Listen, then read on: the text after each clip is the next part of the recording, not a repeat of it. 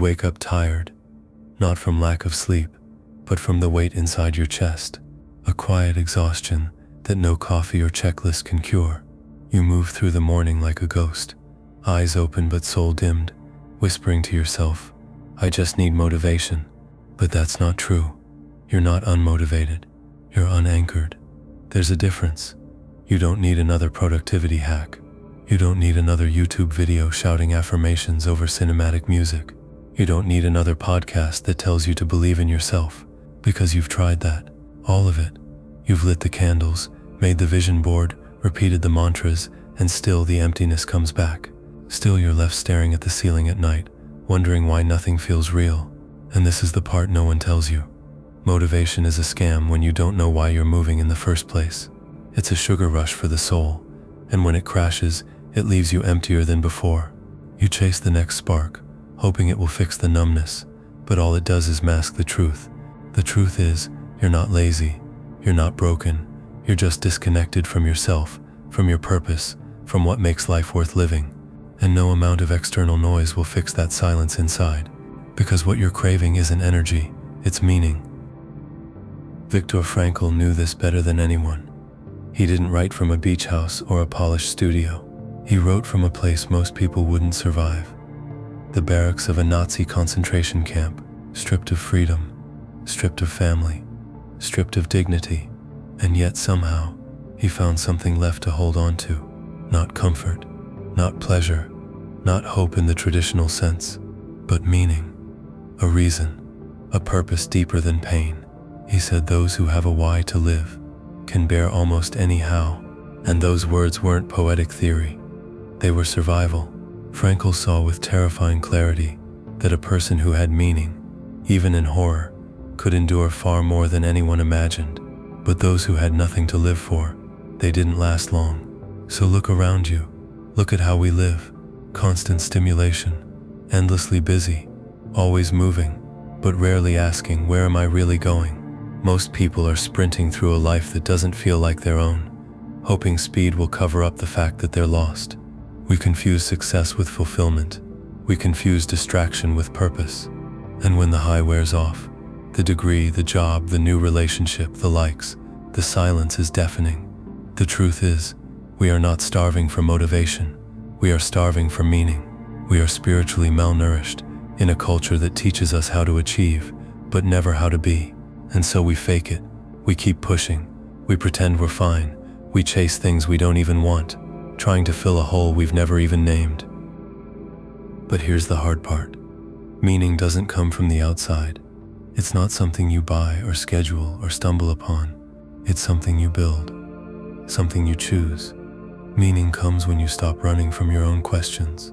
When you ask yourself not, how can I get more done? But why does it even matter if I do? It comes when you stop living for applause and start listening to what quietly breaks your heart. What hurts you deeply, honestly. What injustice makes your blood boil. What beauty makes you cry. What truth keeps coming back even when you try to ignore it. Because inside those moments, that's where your meaning lives. Not in the goals you've been told to chase, but in the pain you've been trying to hide. Meaning is not always pretty. It's not easy. It won't always make you feel good, but it will make you feel real. And when you have that, when you have something to live for that goes beyond comfort or validation, you stop needing constant motivation. You wake up not to chase a feeling, but to follow a purpose. And that is the beginning of something unshakable, something that can outlast failure, heartbreak, fatigue, something no one can give you but no one can take away either. That's the shift. That's what saves people from drowning in a life that looks fine on the outside, but is empty within. Not energy, not hype, not another routine.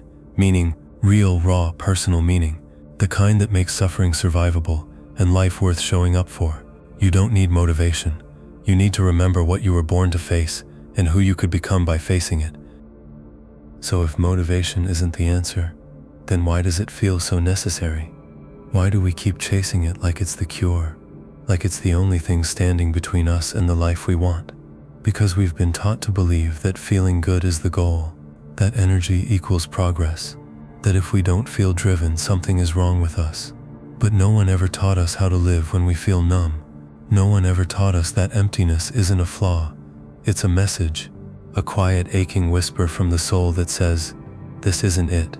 But instead of listening, we medicate it with movement. We stay busy. We fill our calendars. We grind. We perform. We become experts at looking alive while dying inside. And it works for a while. The gym, the job, the grind, the likes, the noise, until the stillness catches up to you, until you find yourself surrounded by people and achievements and habits, and yet, nothing moves you.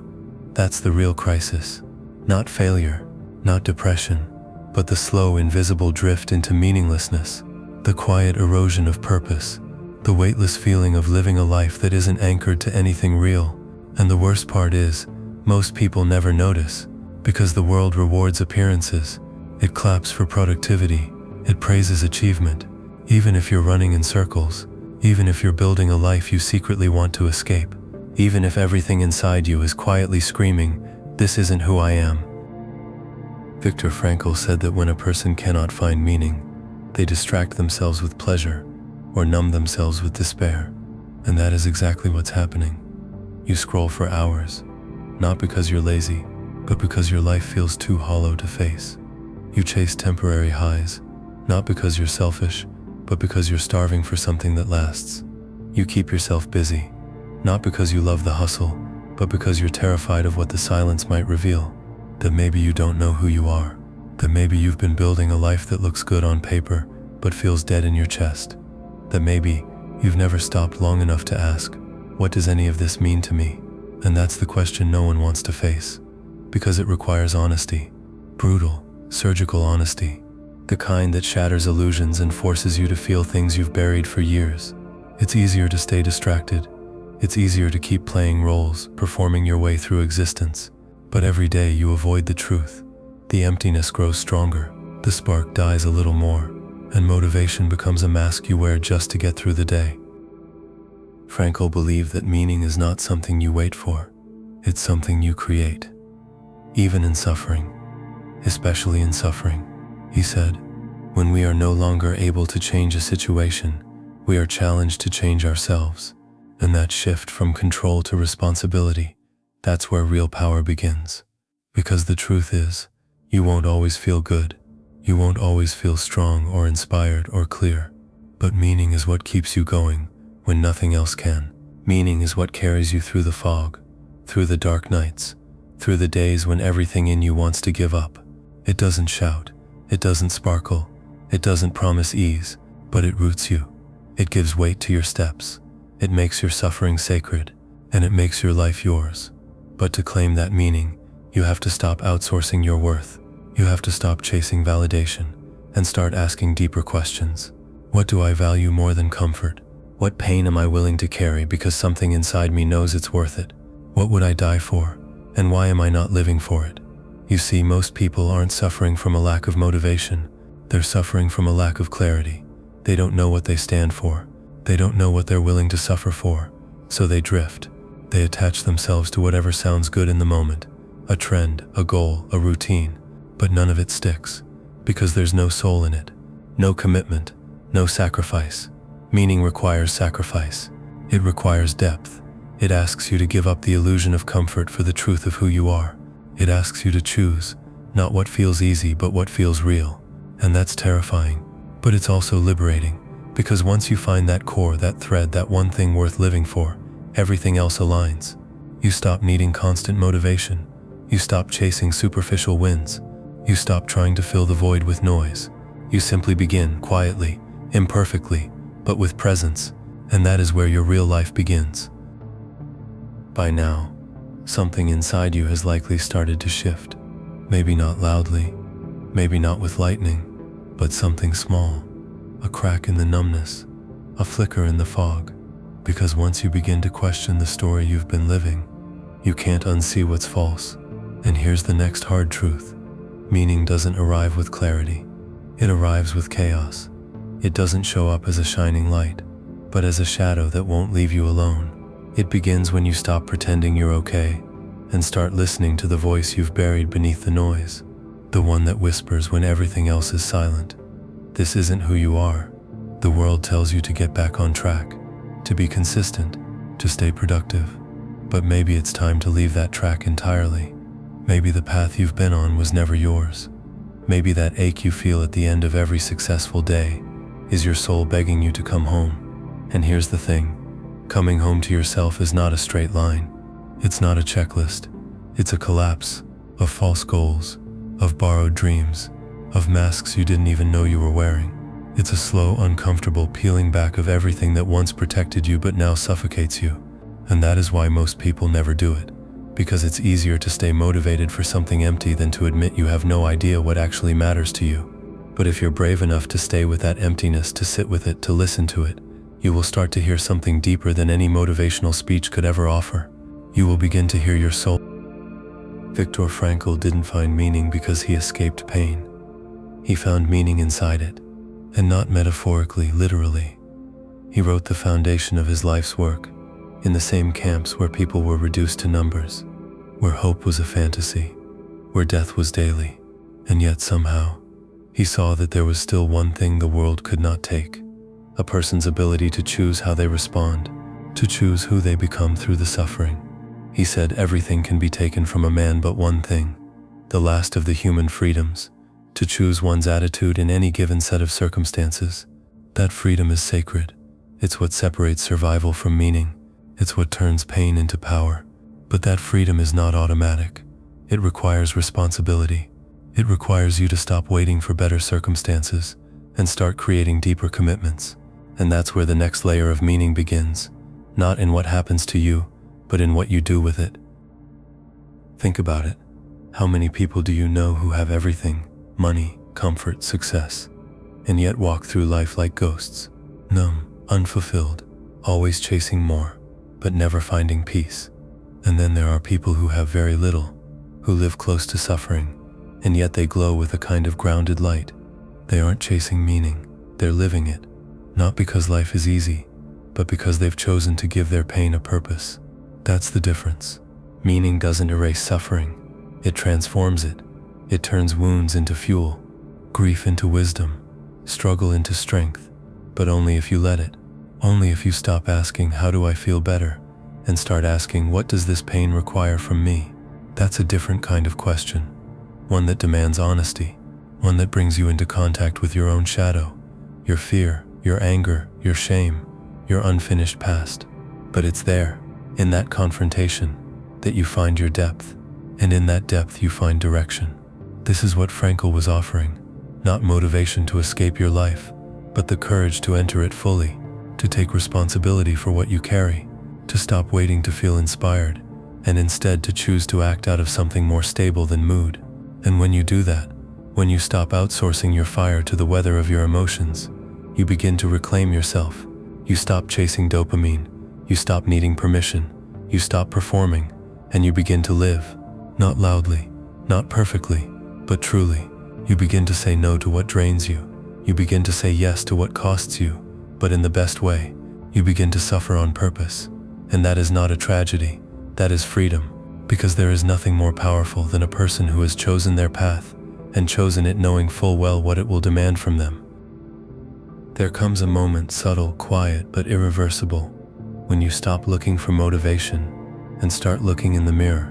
Not the shallow kind of looking, not the self-help kind of believe in yourself stare. No, I mean the real gaze, the kind that doesn't blink, the kind that sees everything you've tried to hide. The truth is, if you've made it this far, something in you is already changing. The part of you that's tired of pretending, tired of chasing, tired of waiting for something or someone to save you. And now you're here, staring at your own life, not as a performance to maintain, but as a question to answer. And the question is simple, brutal and beautiful.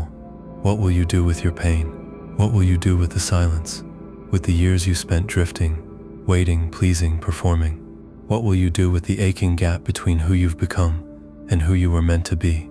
Because now you know. You can't unlearn this. The emptiness was never a flaw.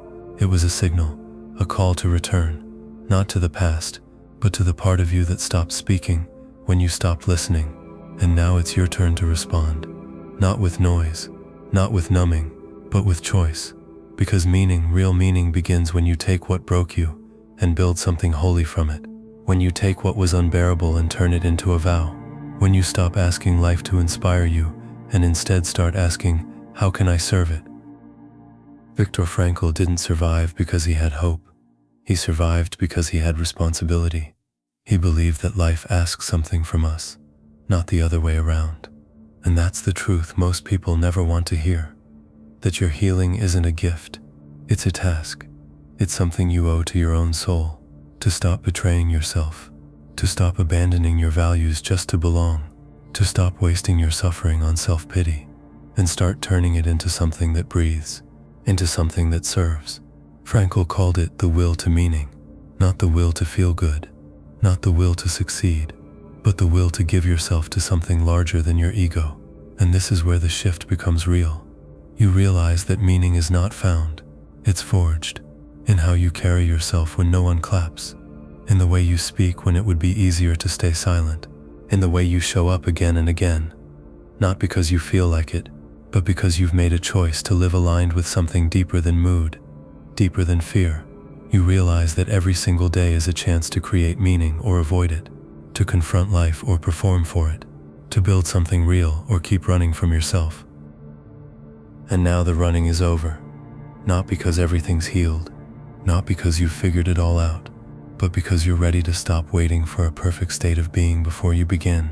You begin now, with what you have, with what hurts, with what you understand in your bones, even if you can't explain it. Meaning doesn't require clarity, it requires commitment. And commitment is not a feeling, it's a direction, one you walk toward, even when the path disappears beneath your feet, even when your voice shakes, even when no one understands, especially then, because this is your life, and no one can live it for you. No quote can give it shape, no hack can fill it in. You are the meaning you've been waiting for. You are the answer you've been circling around. You don't need motivation. You don't need another shot of adrenaline. You need to choose what you're going to stand for, even when it costs you, especially when it costs you. And when you do that, when you suffer on purpose for something sacred, when you turn wounds into vows, the emptiness begins to lift. Not all at once, but steadily, quietly, like mist in the morning when the sun starts to rise. Because now you're not just existing, you're becoming. Not for applause, not for approval, but because life is asking for something only you can give. And for the first time maybe ever, you're ready to give it.